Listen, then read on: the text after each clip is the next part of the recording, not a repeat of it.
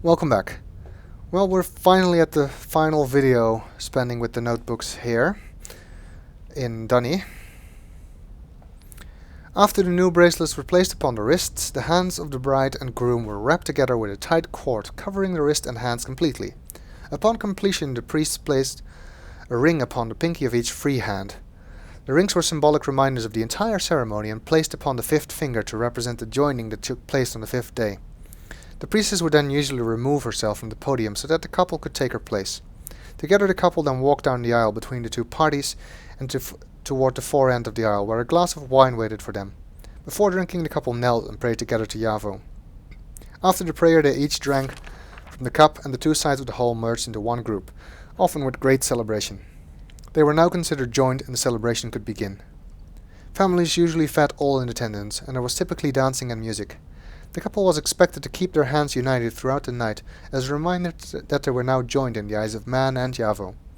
The binding of the hands was apparently meant to be somewhat troublesome, symbolizing that there would be difficult times to their relationship, but that those times did not affect the fact that they were now joined. Following the celebrations, tradition was for the couple to embrace and the priestess to touch a linking book to them so that they would both link to vacation or honeymoon type ages. Though these vacations were usually short, it was not unusual for the man to not work for up to a year in order to build the new marriage. I should also note that the cord used to join the couple's hands together was also viewed as a sacred item. It seems as though various couples used the cords in a variety of different ways, some using them for necklaces and others hanging them in their house. Well, that's the last of the notebooks, and if you've actually listened to me read all of those, I thank you because of the effort it took me to do all this. If you didn't, then I can perfectly understand that, but then you probably won't hear me say that either. There's actually two notes on this table as well, so I'll read those as well. This is a small note. Where the heck is my book, and why did someone take it in the first place? Nick. I'm not entirely sure what they're talking about here. Maybe it relates to Uralive. I'm not sure if he's talking about his Relto book or something, or maybe something else. And a letter. Matthew. The last batch of papers you sent were very interesting. Since you did such a good job, I've got another list I'd like you to divvy up to the team. How you do it is up to you. I'd like some more information on family life, ceremonies, etc. Anything related to birth, marriage, cultural events. I know we have quite a bit of source material for this, so anything you get would be helpful. I think we've gathered quite a bit on science and technology, and not enough on the personal lives of these people. 2. We have quite a bit of guild information, but gathering that all up into one tidy area would be nice. 3.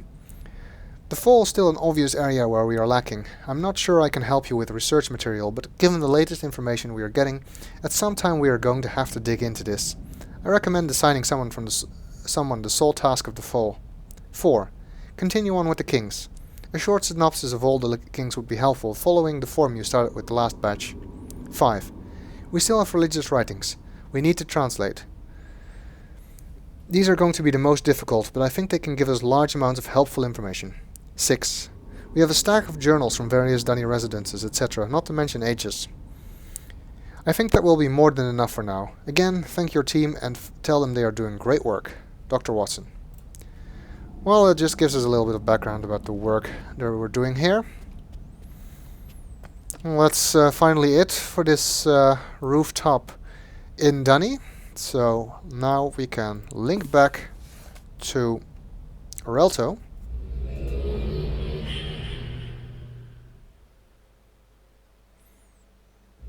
And starting with the next video, we will continue with the actual game, which means we need to return the pillars. So I'll see you then.